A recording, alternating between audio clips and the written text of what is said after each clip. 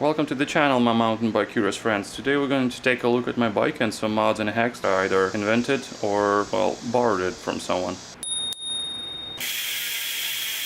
Quick note before we get started, I will link all the products down in the description for the video, so please check there before leaving a comment and asking what this or what that. Buckle up and let's get straight to the business. So what we got here is 2016 Santa Cruz Hightower. I got it when it was first released, and I had about 2 years on the bike, so I had enough time to form a solid opinion about it. Now, there's a lot of I rode in the parking lot for 30 minutes and jump off the curb videos. This is not gonna be one of them, so let's get started. So this is a CC version. I bought it as a frame and I hand-picked all the components on the bike. Some parts came off my old bike, which was the Santa Cruz Nomad. The first contact point with the 200-pound gorilla amidst the machine is the Santa Cruz 800mm bar with a 35mm clamp.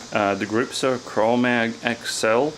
As you can see, they're very well worn in, and the cool thing about these grips that I like, they're a little bit wider than the normal grips, and you can just keep rotating them as they wear out and kind of prolongs their life a little bit more. The brakes are SRAM Guide RSC. They're a little bit finicky to set up at first, but once you get into the routine, it's pretty easy. And I might make another episode on how to bleed and set them up the way I do it. And one thing that makes a big difference quickly is to use Model .5.1 brake fluid instead of the regular SRAM fluid. I think it makes a big difference. So RSC have 2 points of adjustments on the brake itself. It's the throw lever adjustments and the pad contact adjuster right here. So I'll run my somewhere in the middle, so fully squeezed. I'm about 2 centimeters from the bar. Quick note, if you just got into the mountain biking, to pay attention how your brake levers and shifters are set up. Don't just leave them as they came out of the box. Make sure you fiddle with all the possible adjustments. If you can see, I set mine up quite far away from the grip, so I have better ability to just brake with one finger. So I've also changed this little piece that connects the shifter to the brake levers. Instead of it's facing inwards, it's facing outwards. That way the shifter is a little bit closer to the grip and easier to reach. And also keep in mind this screw right here, it allows you to adjust the angle of the shifter independently of your brake levers. If you set your brake lever somewhat steep, you can adjust it independently. It benefits your hand. So while with the shifter, I'll explain you what this red stuff that I have here is. I use this thing called shoe glue. It's moldable. It says it's glue, but it's what it is really a moldable rubber. So after you put it on and mold it to your liking and let it dry, it basically sets and stays there. This is basically an alternative to the grip tape that people are using. You have better grip while you're shifting, and I like this way better because it doesn't rip off your gloves and it has really nice feel, and you can kind of mold it so like to fit your thumb a little bit better. By the way, the shifter is a SRAM X01 shifter, which is basically part of my X01 Eagle drivetrain. And if you didn't know, there's another adjustable point on the shift. This screw, if you unscrew it, you can adjust throw of the lever and make it either to engage closer or further away. So on the left side of the bar, we got the dropper remote. This is the RockShox 1X remote. Experimenting with some different stuff here. So I have a gaffer tape instead of the sugar stuff. See how that works, and it's been pretty good. It's a really nice tape, doesn't leave much residue, and it's very grippy. And over here I did the same thing as on the right shifter. It's this little connector piece that connects remotes to the clamp of the brake. I flipped it from right side to the left side, so it's a little bit closer to the bar, but the brake still stays far in, and you can do one finger braking. I'm running a spur cycle bell that fits really nicely between the brake and the grip. Very well made bell, and it comes very handy. To also run this timber bear bell that fits right underneath the stem on the spacers. You can put it on the bar as well, but I kind of like it over here. I don't run all the time, but when I ride some outback trails by myself, this is a nice thing to have to either scare hikers off or bears or werewolves, squirrels. Talk about the cable management really quick. God's sake, do not put a heat shrink wrap or a tape on your cables. It's going to be a pain in the ass to disassemble, or if you need to change or bleed the brake, just don't do that. So what I use here is this cable wrap, basically a coiled plastic that you just wrap around your cables. It stays put nicely, and if you need to take the brake off, bleed it, or move some things around, this is very easy to unwrap and wrap back up. I also have these little clamps to keep them together. You can buy this stuff on Amazon. It comes in this huge wrap, and you only need 2 small pieces. You can share the rest with your friends or just keep it around. Stem is Easton 35mm stem, very short. I like it quite a bit, and I'm running about 30mm of spacers underneath it, and it topped off with this 9er cap, which allows you to put beer bottle caps on it. The headset is King Creek 110, although I changed both bearings to the new Hellbender bearings. These 110 ones, these 110s ones are good, but the bottom one was wearing out a little bit too quickly for me, and now it's pretty good, although it's a little bit stiff and takes a long time to break him in, which makes me think that I have really strong bearings. You can probably get away with just putting the new Hellbender at the bottom and leaving 110 or 40 at the top. Onto the squishy bits. What we got here is a RockShox Spike RC3, which has the low speed compression adjuster and a lockout. I did modify the fork a little bit. I installed the Luftkappe by Worksprung suspension. This guy's from Canada. What this is basically placement for your piston. So this is your leg lowers. Here's your extension that goes in here. There's a shaft. It screws in at the bottom. So what you have right now is this piston, which fits right here, and you have the bottom out bumper right here. So you take these things off and you put the Luftkappe in, which basically protrudes into your, so this is positive, this is negative air. You put air from the top. So it increases your negative chamber by this much volume. It makes the initial stroke of the fork feel much better. Also, rather than using this bottom out bumper, which is just a piece of rubber, now it's pneumatic. It's a rather inexpensive mod, about 85 American dollar hairs, and if you follow the videos how to put it in and replace all the stuff, it's fairly easy. So I'm running only one bottomless token right here, because that Luftkappe protrudes into your positive chamber, which basically takes up about the same amount of space as one token, so one is plenty for me. One thing about the fork, so I was chasing a creek for about 2 or 3 months and I couldn't figure out what it was. I took everything apart, I replaced all the bearings, nothing. It's happening when I was applying very heavy front braking. So after flipping the bike upside down and trying to wrestle the fork back and forth, I finally pinned down the problem. It was the upper fork assembly, basically where your steer tube connects to your fork crown. It's a pressure fit connection. If the tolerances are not exactly 100%, you will develop a creak inside there. Trump basically warranted the whole upper assembly, which basically included upper steer tube, fork crown, and both stanchions. I replaced it and the creak disappeared. Front wheel is composed out of Knox composite carbon rims that are laced into the i9 hubs, and I am running Minion DHF 2.5 in an EXO casing.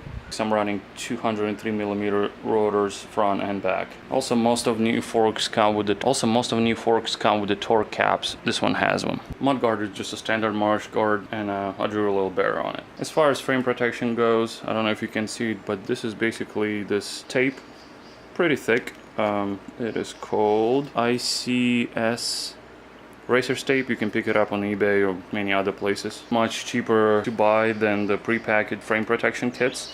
So one thing I learned to do is to get all the templates for the frame correctly. You can make templates out of masking tape. You mark them, you rip it off, then you basically lift it up, transfer on your tape, and voila. Let's talk about some storage. Here I have Alpine Threadworks frunk storage bag, whatever you want to call it. Inside I usually put my car key fob. There's a Patagonia rain jacket, which is surprisingly same form as a bag. I have the tool for the Fox shock to adjust all the knobs on there, very light. And also in there's a Blackburn air stick 2-stage pump, which allows you to do a high volume or high pressure, big enough to quick repair on the side of the trail. The bag itself was very well made. It might be a Mylar, I'm not exactly sure, but it's fully waterproof. The zipper is waterproof as well, and it connects to the frame with the 2 Velcro straps.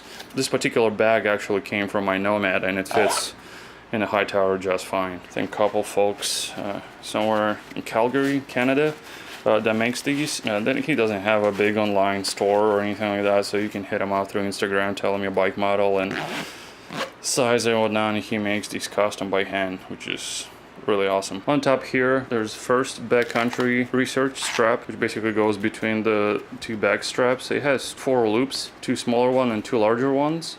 I usually use it to either carry my life straw when I go on the long rides. You can put your knee pads, some clothing that you shed off during the ride, or banana, roadkill, whatever you want. On the drivetrain side, we got Tram X01 cranks with an absolute black chain guard and a bash guard. This one has really cool quick release option, so if you're working on your cranks, you can easily take them out. Oh my god, this is gonna cause a riot. I'm running flat paddles, and these particular ones are very awesome. They are made by Paddling Innovation. It's called a Catalyst paddle. As you can see, it's a very large paddle, which it completely eliminated any foot slippage for me. My foot always stays put. The platform is a little bit larger, your foot doesn't roll back when you have some harsh landings and you roll your ankle. These are very well made paddles. They're very nicely sealed. There's a really nice bearing here and the bushing on this side. This particular paddle is an older model. I think newer ones have some extra pins on this side, but these all the pins are neat, and you can see that I iterated them. Long, long, short, long, short, long, long.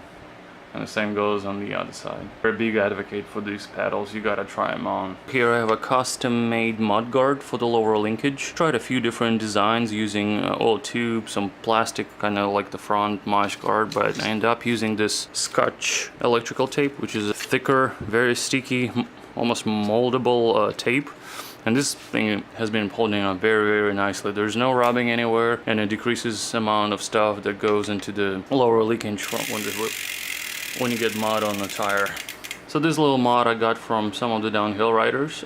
Basically same tape that I used for that guard, but what it does is basically reduces the chain slap a little bit, dampens it out when it meets the swing arm. Not the prettiest mod, but it works really well, and I use same tape over here just in case I get some weird chain slippage or whatever, so it doesn't scratch up all the carbon. Let's point out how awesome threaded bottom brackets are. This thing is about 4 years old. It came from my old bike, from my Nomad, and it has been just fine. Once in a while I take it apart, grease it up. There's no play in the bearings. You can see how worn out all the notches are from me taking it out and off, but it's holding up fantastic. Over here we got Tram X01 derailleur and one hack or a mod that taped couple chain links here, so in case you win your chain out of Stargate, you can quickly put it back together with a couple quick links. Cool little mod. Rear wheel is the same one as the front. Knox Composites Farlow rim placed in Industry 9 hubs. You can hear it. And the tire is Maxxis Aggressor 2.3. I've tried running 2.4 and 2.5. 2.3 seem to be the best. Over the rear hub over here, there's a Garmin speed sensor, which works in conjunction with a cadence sensor. Cadence sensor over here is attached to the left crank, and it works pretty good with Garmin Phoenix watch. So the shock that came originally on the bike was this Monarch RT3, which was an okay shock, but didn't have much adjustability. And once this thing overheats and turns into the pogo stick, decided to go with the Fox X2 shock. I believe this is the second iteration of the shock. They have a third one now, which is not much different than this one. However, the first and the second iterations were quite different. Anyway, I wanted as much adjustability as I can get, and I had the 11.6 on my Nomad before, which was a fantastic shock, but it didn't have much adjustability at all. And I really liked the ability of tinkering with all the bells and whistles on the shock, with the air chamber and all the volume spacers in there. High and low speed compression with a quick lockout lever, which basically closes up the low speed compression circuit to whatever you have set it. Low speed and high speed rebound. You can adjust the volume spacers inside the can. I think I have 3 of them right now. Of course, you can tune your air volume as well. Another quick bonus this shock came with, it allowed me to put a larger water bottle in here as well. And I'm running carbon specialized Z-Cage, which I picked up on eBay for like 20 bucks. I'm running a WTB Coda saddle, which is a woman's saddle, but if you haven't tried one, you have no idea what you're missing out. First, it has a very nice squishy feel to it, not too firm, not too soft, and the padding continues all the way to the nose. And the nose is actually shorter than a normal saddle, so it doesn't get as much in the way as the normal saddles go. Another cool feature, it being a women's saddle, it has this very deep channel that eliminates some pressure points out of your soft bits. I believe it comes in 2 different widths. This happened to be a 151. I don't know if you can see it, but I'm running mine quite slack to -2. At the back of the saddle we have another backcountry research strap with a few necessities. Alright, let's take a look what's in there. So what we got is 2 CO2 cartridges, both at 20 grams. Wrap them around in the tube so they don't rattle around. And over here we got a dyno plug, which basically those bacon strips that you plug your tire with. This one has a smaller one and a larger one. So one cool thing to have, and it definitely comes handy once in a while. And it sits under the saddle, so it's very quick to access and pull it out. Alright, a tire lever, you only need just one. A tube. The tube is actually a 26-inch lightweight tube. There's no reason to haul around a heavy 29 tube. 26 works just fine. It's way cheaper. You can get this on Amazon for like 10 bucks. I already used this once and it was just fine. And this is that goes into the cartridge to inflate the tire. Dropper is a RockShox Reverb A2 at 170 millimeters. I don't have much luck with the reverbs lately. I had to warranty quite a few of them. Luckily SRAM is pretty good of doing so. And while I do like what they've done with the remotes, but it's still very not user-friendly to service, and the whole hydraulic part is kind of confusing, and I still don't understand what they do in the hydraulic. The normal cable will be much easier to service and maintain. So it works for now, but maybe in the future I will replace it with a 9.8 or something similar. Seat clamp, almost everyone have it facing the wrong direction, and I think it comes facing backwards even from the factory. So there is a little cutout slot that allows clamping force to be spread evenly, so this bolt needs to be aligned with it. That way it clamps nice and even. Just some gaffer tape are wrapped around just for any emergency situations when you need some tape. Alright, I think we covered quite a bit of stuff here. Check the description below for all the stuff that I mentioned during the video. Let me know if I missed anything or if you have any questions. Keep your chamois dry.